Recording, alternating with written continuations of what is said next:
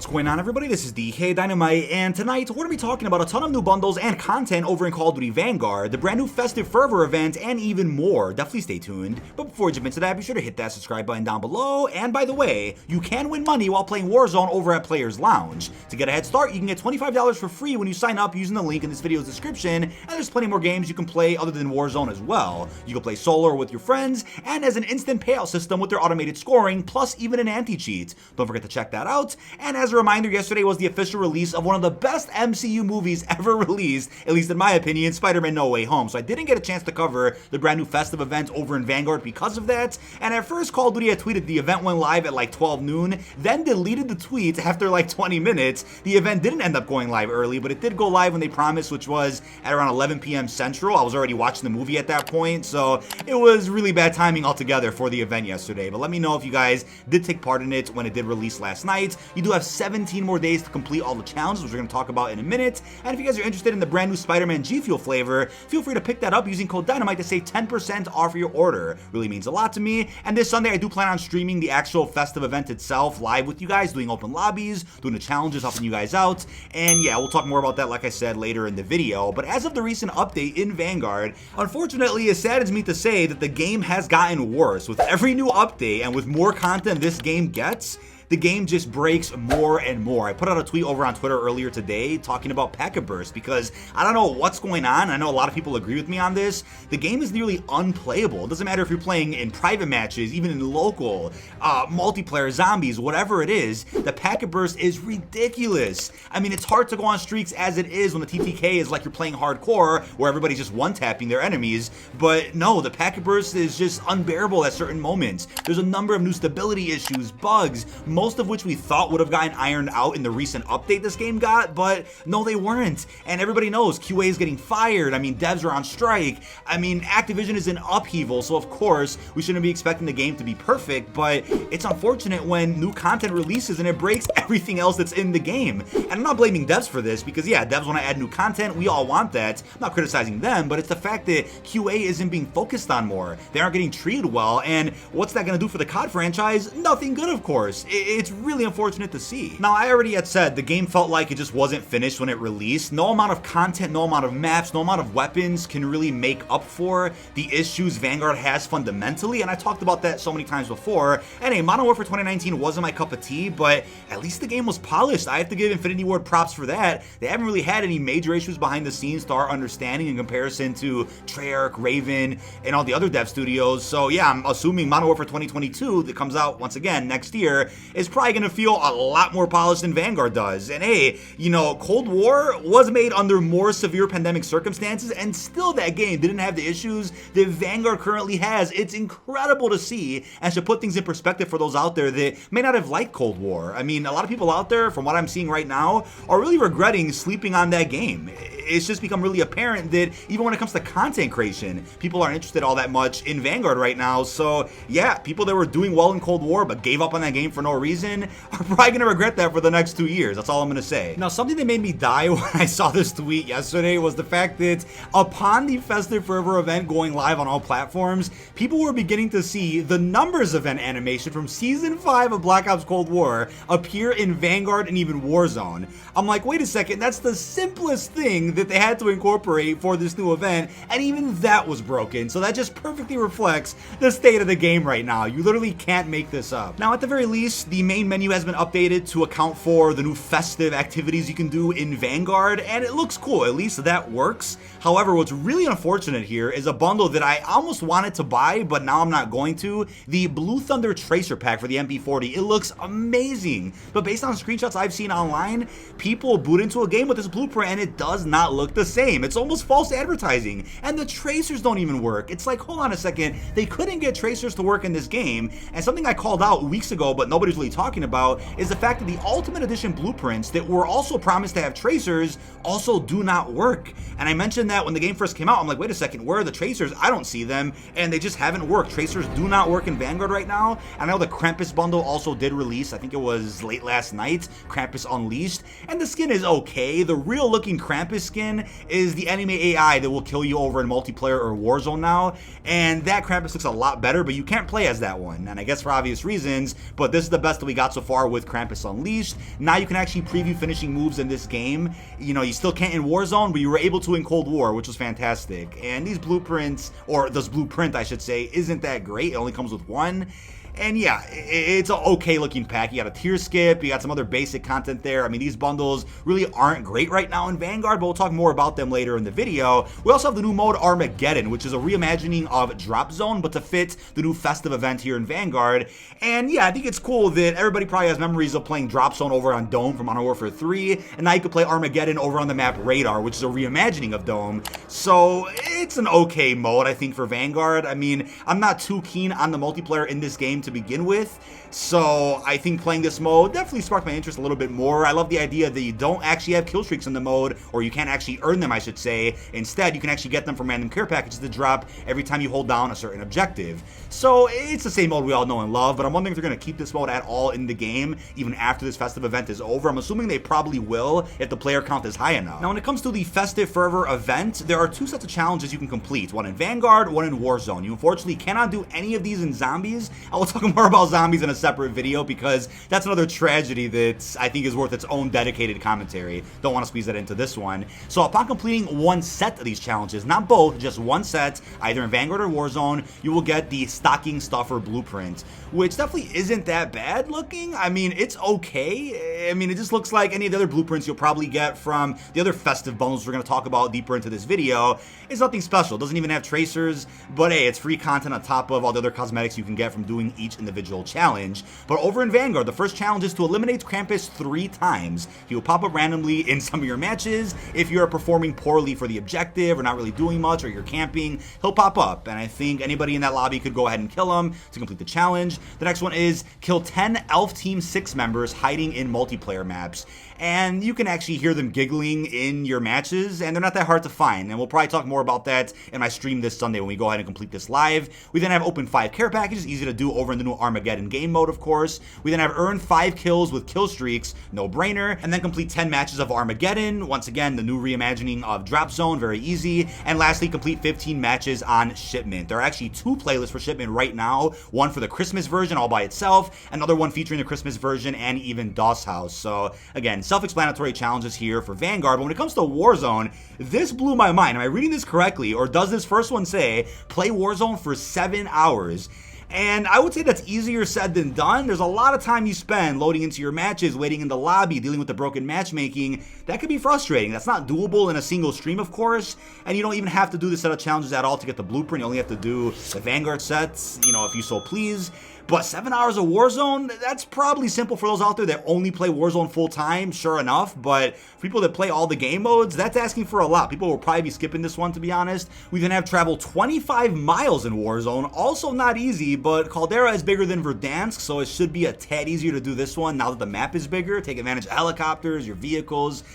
Do 365 damage to Krampus in Warzone. That's annoying to come across, right? When you come across Krampus in Warzone, you're probably gonna die. So imagine being on a good streak, you know, getting some good kills in your match of Warzone, almost making it to the end, then you get killed by Krampus, right? Not fun. We're gonna destroy 12 elves in Warzone. They're just also laying around the map. Open 24 holiday crates in Warzone, which are also lying around different areas. Not hard to find at all. And lastly, go to 8 points of interest in Warzone. So that can be done in a single match. And obviously, the Vanguard ones are a lot more user-friendly, and I would say stream-friendly, right? Something that isn't boring to watch. The Vanguard ones are also doable, I think, in a simple, you know, couple-hour stream, whereas the Warzone ones just are not. That'll take you a lot longer than the Vanguard ones, of course. Don't forget, this Sunday, I'll be live with the entire Festive Fervor event, doing all the challenges, playing with you guys out there. Should be a ton of fun. I would have done it actually today on stream, but I got quite a bit of videos on deck for you guys I want to put out first. Now, when it comes to all upcoming bundles in Vanguard as we know it, I made a previous video going over the 27 we knew of thus far, and there are quite a bit more that we didn't get a chance to talk about, which we just came across as of yesterday.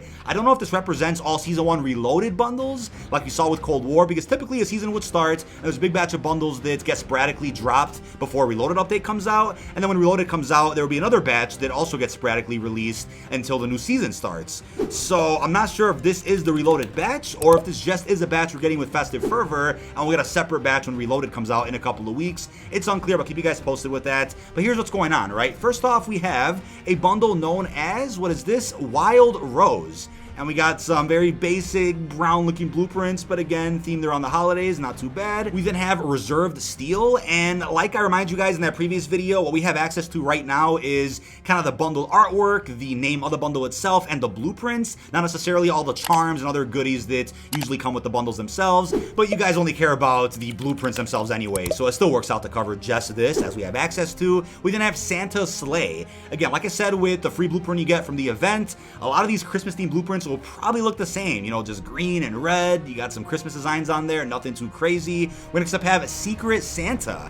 Again, just, you know, some boring looking blueprints there. Got some red in there, got some tan, nothing too special at all. We then have Broken Resolutions. And this one's pretty clean, right? A little sleek, a little bit of gold going on there, so definitely can't complain about that. We then have the Firestarter Mastercraft, which does look okay. I can't complain about this one. This one does look fairly nice. So I want to say, as of right now, the Mastercrafts we know of do look pretty impressive that are coming to Vanguard. And they should, right? Because Coldwell really set the bar very high for what nice Mastercraft should look like, so without a doubt, Vanguard should be dropping some bangers as early as Season 1. No excuse not to. We then have the Enjoy the Retreat Mastercraft. Like I just said, the Mastercrafts do look fairly nice so far for this game's life cycle. We didn't get to cover any of them in my previous bundle video. I think there was maybe one, but a lot of these ones we're talking about tonight are brand new that we haven't seen before. And I know Cold War had some basic bundles too, don't get me wrong, but the basic ones in Vanguard so far just do not appeal at all to me. However, the Mastercrafts are looking like they're a lot better than the ones we got in Season 1 of Cold War last year, which is great. I just want to see everything getting better. We then have the Graveyard Shift Mastercraft for the MP40, one of the best weapons in the game as of now, so I'll probably consider picking this one up, but I just know for a fact, like I said before on the podcast, I'm probably not going to buy as many bundles this year as I did last year with Black Ops Cold War. We then have the Visitor, which comes with a nice looking operator skin there, got like a splat of paint or something going on the operator skin itself. And we then have Measure for Measure, which has to be one of the most interesting bundles as of now because of the Call of Duty Ghost references on this one. I'm like, wait a second, this is the Call of Duty Ghost icon from 2013, not the new Ghost logo from Modern Warfare 2019. So I'm like, wait a second, are they crossing over Ghost into the Vanguard universe? Not sure what's going on here with that, but I'll keep you guys posted with whatever the Ghost canon is in the future, whenever they explain what the hell's going on. We then have the Armored Maiden skin, which is okay, pretty classic, pretty medieval. I mean, it's nice, one of the better looking packs that we have. The blueprint also isn't that bad either. And we next up have the Skeleton Key bundle,